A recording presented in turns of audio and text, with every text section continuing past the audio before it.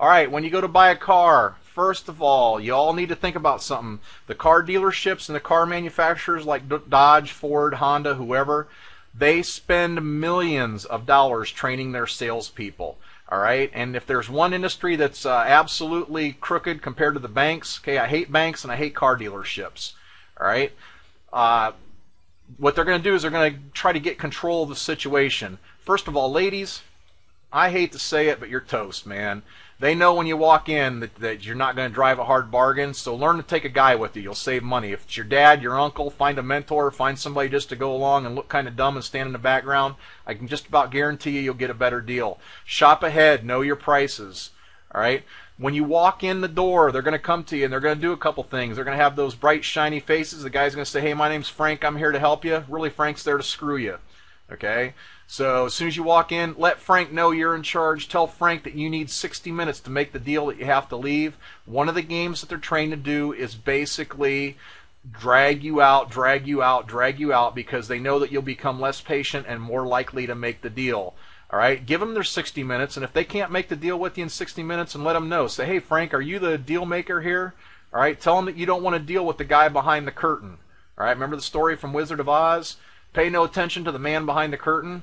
All right, they need to get the guy out there that can make the deal. Don't play that game with them where they walk around, they come and go, all right, because that's part of their training. They're trained to do that, all right? They want to be in control of the situation. All right, watch out for some of the extras like gap, maintenance programs, and things like that. All right, now what gap is let's say you buy a $30,000 car today, you drive it off the lot. As soon as you drive it off the lot, that car's worth about $24,000. All right, so you're on your way into school tomorrow and you get T-boned. All right, so your insurance company, they're only going to pay you what the worth is, the net worth is of that car. They're not going to pay you $30,000. They're only going to pay you up to $24,000. That other $6,000 you're financially responsible for. Now, what gap insurance does is gap insurance basically covers that remaining difference in the price of the car and what it's really worth. Okay, what you owe on it and what it's really worth. Now, if you get gap insurance from the car dealership, it's going to be considerably more. Most companies like Allstate, State Farm, companies like that, they will allow you to get a very, very good gap policy, and the premiums are pretty small compared to what they'd be at a dealership. So if you're getting gap insurance, try to get it through your regular insurance company. Now, do you need a new car or do you need a used car? I'm somebody, I like to buy a new car and I like to hang on to it until it basically falls apart and I have to push it into the car lot. All right, but that's me. There are some new programs out there, and I found them to be really, really good, where you can buy a what I call a new used car. All right, and basically that's a car that's 2 or 3 years old. It's been certified, and it's certified to run a long time. Comes with normally the same warranty that you would have if you bought a new car, but the advantage there is that you haven't taken the depreciation hit. In other words, when that used car you might pay $20,000 for it. When you drive it off the lot, it's still probably worth $20,000. So you don't take that initial $6,000 hit. All right, education. It's your job to teach your kids. It's not Bobby Smith, the second grade teacher, to teach your kids. If you're thinking about having kids, you need to have the responsibility that it's your job to teach your kids. Teach them to get good grades in school. You should get good grades in school. Work hard in school. Look for scholarships and grants. My daughter is the queen of scholarships and grants. She makes a living going to school getting scholarships and grants. All right, she's a very hard-working person. Don't come to me asking about scholarships and grants, because it's not my forte. It's your job to find your scholarships and your grants. Don't necessarily look for the big grants, the $10,000, $15,000, $20,000 scholarships and grants. Look for smaller ones, because they're often overlooked and they're more plentiful. Every dollar helps. And the last part about education, be nice to your teachers. Okay, when we leave the classroom today, I don't need any of you. All right, you need me. You need me as a reference. You need me as a mentor. You need me to ask questions. I'm there for you. I'm a resource to you in life. Okay, I'll be there for you. But be nice to your teachers, because for the most part, none of us are here to make money. We're here to help you in life, and that's the mindset that teachers have, especially college professors and adjunct professors. So take advantage of that resource. Oprah Winfrey's dad once told her, surround yourself with successful people and you will be successful. I've told my kids that. I've tried to pass that on, and I tell all my students that. Learn to join clubs. Again, it's a hobby. It's a great hobby. It's a great networking opportunity. It's fun, and you can learn some new skills and make some new contacts. Spending money. Let's talk about how people spend money. People spend money where they see people like themselves. So that's something to keep in mind. There's a lot of money to be made in diversity. Now, diversity just doesn't mean skin color. I hate it when people think of diversity as being skin color, because to me, all people are green. All people are a way to make money. All right? So I've learned to accept people as being diverse and actually bringing things to me as part of their diversity. In other words, some cultures have different spending habits. Some cultures have different work ethics, okay? Some people have different training. So I've learned to accept diversity and accept people that are different, because the one thing that we all have in common is we all need money, and we all need money to spend. And if you take that attitude that everybody's the same, and then you look at some of what they bring you as part of being a little bit different, you can actually use that to your advantage. And that's called leadership. Now keep in mind that a marketing company, my dad's the master of this. Basically, the marketing companies, their job is to get you to think you need something that you don't really need. All right, that new iPhone, do you really need it? And the example I love to use in the classroom is I love to ask students, do you really need your cell phone? How many of y'all need your cell phones? And just about everybody will raise their hand. Okay, but you want to know what? In the 70s when I was growing up, I didn't have a cell phone, and here I am today. Do you really want it? Do you really need it? Can you really afford it? What are the long-term needs versus short-term needs? Okay, long-term you want a home, long-term you want to be financially independent. All right, do you want to be crumbling your money up and throwing it away? What's the impact of buying that new iPhone? Another area to save money is your car. We've already determined it's the third place in life where your money's going to go to. Get on a maintenance schedule. Get those tire pressures up where they need to be.